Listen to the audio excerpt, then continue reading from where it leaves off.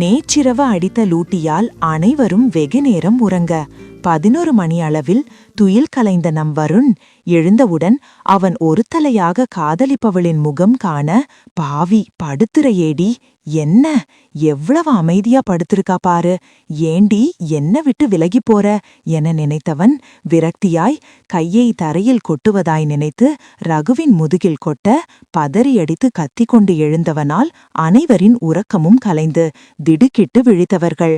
அவர்கள் இருவரையும் பேயை போல் கார்க்க, ஏண்டா அடிச்ச நாயே என ரகு கேட்க, நதியாவை ஒரு பார்வை பார்த்த வருண், அது வந்து தெரியாம பற்றுச்சு, அட பாவி தெரியாம பட்ட அடியா இடி மாதிரி இருந்தது என புலம்பிக் கொண்டே ரகு எழ மற்றவர்களும் எழுந்து புறப்பட ஆரம்பித்தனர். சக்தி பவி இருவரும் அவர்கள் வீட்டிற்கு சென்றுவிட மற்றவர்கள் சிவாவின் வீட்டை அடைந்தனர்.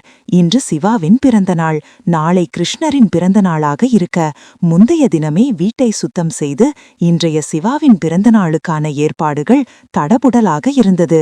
நேற்று இல்லாத தோரணை வீட்டை அலங்கரிக்க வீட்டினை வந்தடைந்தவர்கள் ஆச்சரியம்தான் பட்டனர். அவ்வளவு நேர்த்தியான மாளிகையாக அவர்களது இல்லம் காட்சியளித்தது.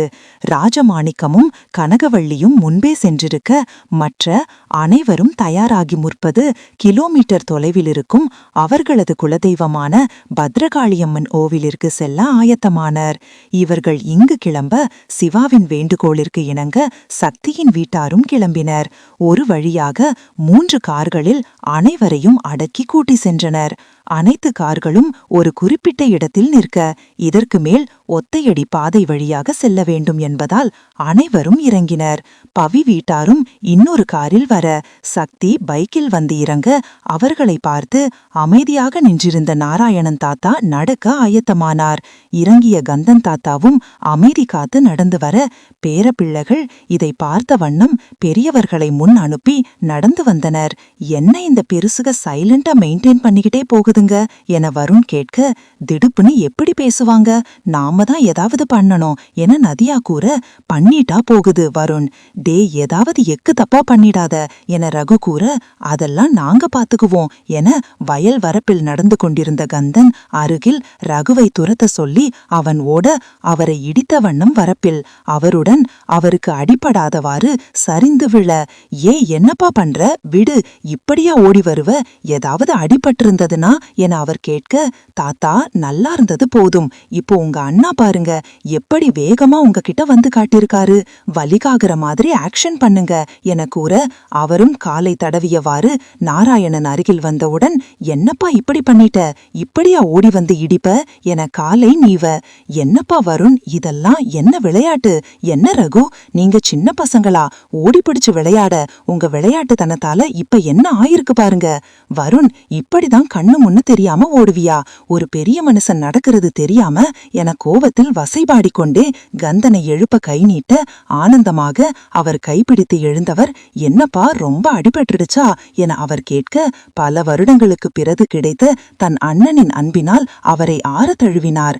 அவரை அங்கிருந்த கல்லில் அமர வைத்தவர் தம்பி பாசத்தால் மீண்டும் இளவர்களை கண்டிக்க ஆரம்பிக்க கந்தன் நடந்ததை கூறும் முன், சும்மா அவங்கள திட்டாதீங்க தாத்தா, வருண் ஒன்னும் அவர் விழற மாதிரி தள்ளல, அவரை கீழே இறக்குனா அவ்வளோதான், தாத்தாக்கு ஒன்னும் அடிபடல, நீங்க 2 பேரும் பேசணும்னு சொல்லிதான் இப்படி பண்ணா, ஹே வருண் அதான் பேசிக்கிட்டாங்கல்ல, அப்புறம் ஏன் மறுபடி திட்டு வாங்கிட்டு இருக்கீங்க, தாத்தாட்ட சொல்ல வேண்டியது தானே என நதியா பொருந்து தள்ள, அவனோ வைத்த கண் வாங்காமல் அவளை பார்த்து கொண்டிருந்தான். ஆமா அண்ணா, அவன் என்ன தள்ளிலாம் விடல என அவரும் கூற நாராயணன் அமைதியானார். பின் சரி சரி வாங்க போகலாம் என அவர் கூற அனைவரும் நடக்க துவங்கினர். இம்முறை சலசலப்புடன் பாசப்படமே அரங்கேற நதியாவை பார்த்து கொண்டிருந்த வருணை, நீ திருந்த மாட்டா என கூறிவிட்டு அவள் செல்ல, இங்க என்ன நடக்குது, இங்க திட்டுனா அங்க கோபம் வருது என நித்யா கேட்க பவியும் ரகுவும் அதான என ஒரு சேர கூற, வருண் அருகில் வந்த ரகு, டே எழுந்திரிடா, உன் நாள் போய் 1/2 மணி நேரம் ஆச்சு என கூற, ஈ என எழுந்தவன், என்ன திட்டுறாங்கன்னு அவளுக்கு எப்படி கோபம் வந்துச்சுல்லடா என அவன் கேட்க, உன்னை இல்லடா நம்பல, நான் தான் லூசுதனமா பண்ண பண்ணாத சொன்னல்ல. சரி விடு, எப்படியோ பேசிக்கிட்டாங்க, மத்தவங்களும் சேர்ந்துகிட்டாங்க, நம்ம ரூட் கிளியர் என அவன் கூற, அவனை முறைத்த வருண் உன் ரூட்டா என முறைக்க ஏதோ ஒன்று என கிளம்பினர். சக்தி வீட்டினர் அனைவரும் சிவாராமிடம் கடலை போட்டு செல்ல தனிமை இல்லாமல் போனது ராமுக்கு. அனைவரும் 1 மணி பூஜைக்கு கரெக்டாக ஆஜராக தன் சித்தப்பா குடும்பம் வருவதை கண்ட ராஜமாணிக்கம் ஆனந்தமடைந்தார். பின் நாராயணனை பார்த்தவர். அமைதியாக பூஜையும் ஆரம்பிக்க துவங்கியது. பூஜை முடிந்தவுடன் அனைவருக்கும் நாராயணன் பொங்கல் வழங்க, நம்ம வீட்டு கடைக்குட்டிக்கு தான் முதல்ல பிரசாதம் தருவோம் என இம்முறை பவிக்கு கொடுக்க, தாத்தா நான் உங்ககிட்ட அப்படி பேசினன்னு என்ன பழி வாங்குறீங்களா என நதியா இல்லாத கண்ணீரை துடைக்க, அப்படி இல்லடா தங்கம், இப்ப பவிமாதான நம்ம வீட்டு கடைக்குட்டி, உன்னோட 4 மாசம் சின்னவ, உன் தாத்தா அவரு செல்ல பேத்தி மேல எப்ப கோவப்பட்டிருக்காரு என சிவகாமி பாட்டி கூற, எப்படியோ எல்லாரும் டீம் ஆயிக்கிட்டீங்க என கூறி தாத்தாவை கட்டி கொண்டாள்.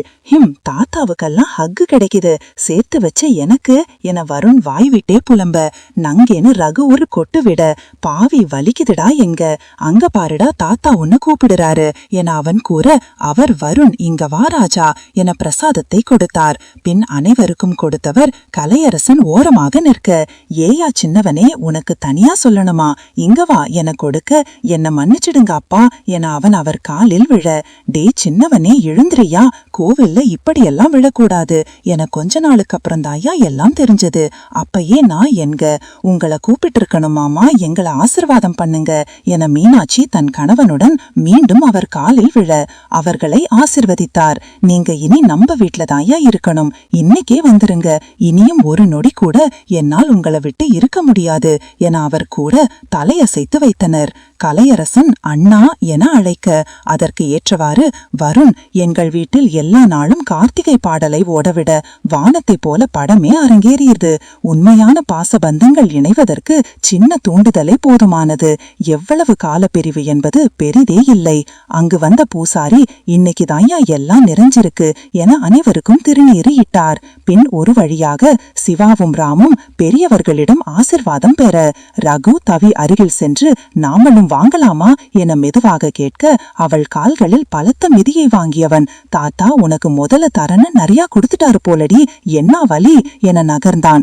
அனைவரும் ஒரு வழியாக கிளம்பி கார் இருக்கும் இடத்திற்கு வர, சக்தி ராமிடம் பைக் சாவியை தந்துவிட்டு சிவாவை அழைத்துவிட்டு காரில் ஏறிக்கொள்ள, புரியாமல் விழித்தவளை எனக்கான நேரம் என ராம் கூற, பெரியவர்கள் ஆனந்தமாய் இதனை கண்டும் காணாமல் செல்ல, இளவர்கள் கட்டை விரலை உயர்த்தி என்ஜாய் என கூறிவிட்டு சென்றனர். அவர்கள் அனைவரும் காரில் சென்ற பின் ராம் சிவாபுரம் திரும்பினான். ஐயோ, இந்த பக்கிங்க இப்படி தனியா கோர்த்து விட்டுடுச்சுங்களே என்ன, நேத்து வேற என்னென்னமோ கேட்டாரு, எவ்வளவு கேர் எடுத்துக்கிட்டாரு. சிவா காம் டவுன், அவர் உனக்கு ஃப்ரெண்டா ஹெல்ப் பண்ண நினைச்சிருந்தா, அண்ட் அவரை நீ பார்த்து ரசிச்சதெல்லாம் அட்ராக்ஷன், அவ்வளவுதான், லவ்லாம் இல்ல. நேத்து அவரை அந்த அளவுக்கு கேர் பண்ணதாலதான் நீ ஹக் பண்ணிட்ட, நீ அதுக்கு மேல திங்க் பண்ணாத, எந்த எதிர்பார்ப்பும் இல்லாம இருக்கணும். அவர் எதுக்காக உன்மேல கேர் எடுத்துக்கிட்டாருன்னு கூட உனக்கு தெரியாது. இதுவரை அவர் லைஃப பத்தி பேசினது கூட இல்ல.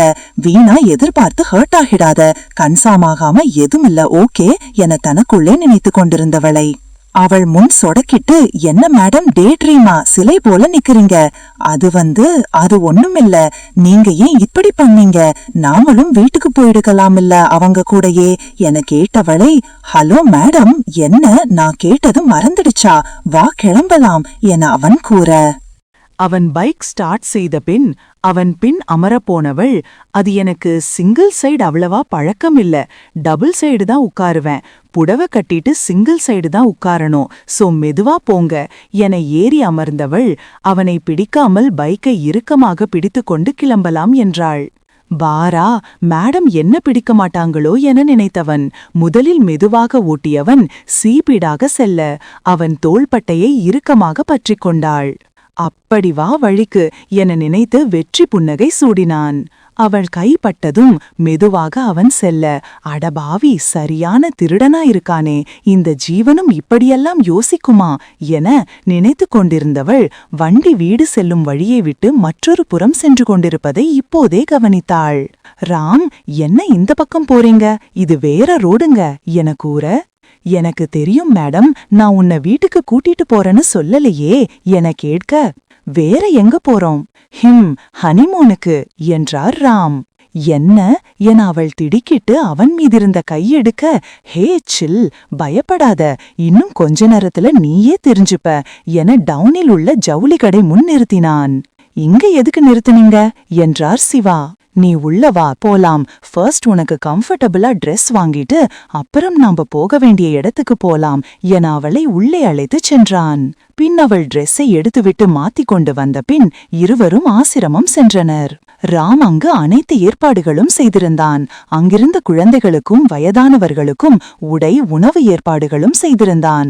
அவள் உள்ளே நுழைந்தவுடன் ஒரு சிறுவன் வந்து, ஹே சிவா வந்திருக்கு, எல்லாரும் வாங்க சீக்கிரம் என கத்த, அந்த குழந்தை பட்டாளங்களே ஒன்று கூடினர். முதியவர்களும் தான். ஏன் சிவா இவ்ளோ நாள் எங்களை பார்க்க வரல, போ என சிறுவன் கோபித்து திரும்ப, ஆதி என்ன பார்க்க மாட்டியா, இங்க பாரு என அவன் உயரத்திற்கு அமர்ந்த அவன் முகத்தை திருப்ப அவன் மீண்டும் திரும்பிக் கொண்டான். பின், சாரி கண்ணா, நான் வேற ஊருக்கு போயிடுனா, அதான் இனி என்னால் அடிக்கடி வரக்கூடியமான்னு தெரியல, என் செல்லத்துக்காக வரலான்னு இருந்தேன். என்ன பண்றது, அவன்தான் பேச மாட்டுகிறானே என கூறியவளை, இல்ல நீ வா சிவா என அவள் கழுத்தில் கைகளால் மாலையிட்டபடி அவளை பிடித்து கொண்டான். தட்ஸ் மை பாய் என்றவள் தேங்க்ஸ் என கூறி ராமை பார்க்க அவள் பார்வையில் கிறங்கினான். ராம், இதுக்கு முன்ன இங்க வந்திருக்கீங்களா என்றார் சிவா. இல்ல, இங்க இதான் ஃபர்ஸ்ட் டைம். சக்தி கிட்ட இங்க பக்கத்துல ஆசிரமம் எங்க இருக்குன்னு கேட்டப்பதான் சொன்னாரு ராம். பின் அங்கிருந்த அனைவரையும் இவனுக்கு அறிமுகம் செய்து வைத்தாள். என்ன, எல்லாரும் அங்கிருக்காங்க என அவர்கள் குழுமி இருக்கும் இடத்திற்கு வந்தார் ஜானகி அம்மாள். அந்த ஆசிரமத்தின் அனைத்துமே அவர்தான். ஜானகி சிறு வயதிலிருந்தே பொது சேவைகள் செய்பவர். வீட்டிற்கு ஒரே மகள். இவர் பணக்கார வீட்டு குடும்பத்தை சேர்ந்தவராயினும் அனைவரிடமும் அன்பு ஆதரவாய் இருக்கும் குணமுடையவர். திருமணமான சில வருடங்களிலேயே இவரது காதல் கணவன் ராமகிருஷ்ணன் ஒரு விபத்தில், இவர் ஒரு ஆசிரமத்தில் வளர்ந்து படிப்படியாக முன்னேறியவர். 1.5 வயது மகன் மித்திரனோடு தாய் வீட்டுக்கு வந்தார். அடுத்த சில வருடங்களில் தாய் தந்தையும் இயற்கை எழுதிட, சொந்தங்களும் பணத்திற்காக மட்டும் பழக வாழ்வை வெறுத்தவர் இந்த ஹாப்பி ஹோமை ஆரம்பித்தார். இவர் ஜானகி அம்மாள் பள்ளியினை நடத்தி பள்ளி முதல்வராக இருப்பதால் இங்கிருக்கும் அனைவருக்குமே கல்வி சுலபமாக கிடைத்தது, மற்ற ஏழை எளியவர்களுக்கும். அடுத்த நம்ப மித்திரன் தாயை போல் சே என தப்பாமல் பிறந்தவன். தாயின் மனதும் தந்தையின் தைரியமும் ஒரு சேர கிடைக்கப் பெற்றவன். இளங்கலை மருத்துவ படிப்பை முடித்து சென்னையில் அரசு மருத்துவக் கல்லூரியில் கார்டியாலஜிஸ்டில் முதுகலை கடைசி வருடம் படித்து வருகிறான். அவனை படிக்க வைக்க பணபலம் அவன் தாயிடம் இருந்தாலும் மெரிட் சீட்டிலே படித்து அங்கிருப்பவர்களுக்கு முன்னுதாரணமாக விளங்குபவன். தனது தாயின் பெயரிலான ஜானகி ட்ரஸ்ட், அது சம்பந்தமான அனைத்து நிறுவனங்களையும் பள்ளி நண்பர்கள் மற்றும் நம்பிக்கையானவர்களை நியமித்து மூலம் கவனித்து வருகிறான். இப்போ இவரை பத்தி இது போதும். நம்ம சிவா, சக்தி, மித்ரன், பவி, நதிலாம் இங்கதான்பா படிச்சாங்க. அந்த ஸ்கூல் ட்ரஸ்ட் மூலியமா நடக்கும். அவர் சிவாவை கண்டவுடன், சிவா நீ அம்மா எப்படா வந்த? ஜானகி, இப்பதாம்மா. நல்லா இருக்கீங்களா? மித்ரன் நல்லா இருக்காரா? சிவா, நல்லா இருக்கேண்டா, அவனும் நல்லா இருக்கான் என கூறிவிட்டு ராமை பார்த்தவர், இவரு ராம்தானா? இன்னைக்கு அவரு நிறைய டொனேட் பண்ணிருக்காருடா, நீ எப்படி இவரோட என்றார் ஜானகி. அது ஜானுமா, இவர்தான் என் ஹஸ்பண்ட், நான் போன்ல எல்லாம் சொன்னேனே. ஆமாடாமா, கல்யாணத்துக்கு தான் என்னால வர முடியல. வாங்க ராம், சிவா ரொம்ப நல்ல பொண்ணு, வாரா வாரம் வருவா. அவ வந்தானா இங்க டைம் போறதே தெரியாது. சரியான அருந்தவாளு. இங்க இருக்க எல்லாருமே இவ வந்தா ஹாப்பி ஆகிடுவாங்க. இங்க இருக்க குட்டிஸுங்க கூட சேர்ந்து ஒரே கொண்டாட்டம் தான் மேடமுக்கு. சிவா விளையாட்டு பிள்ளை மட்டும் இல்லப்பா, ரொம்ப பொறுமையான தைரியமான பொண்ணும் கூட என அவர் கூற, மற்ற பெரியவர்களும் அவளை பார்த்து கொள்ளுமாறு கூற, நம் சிறுவர் மற்றும் இளைஞர் பட்டாளமும் அவனை கண்டித்தனர்.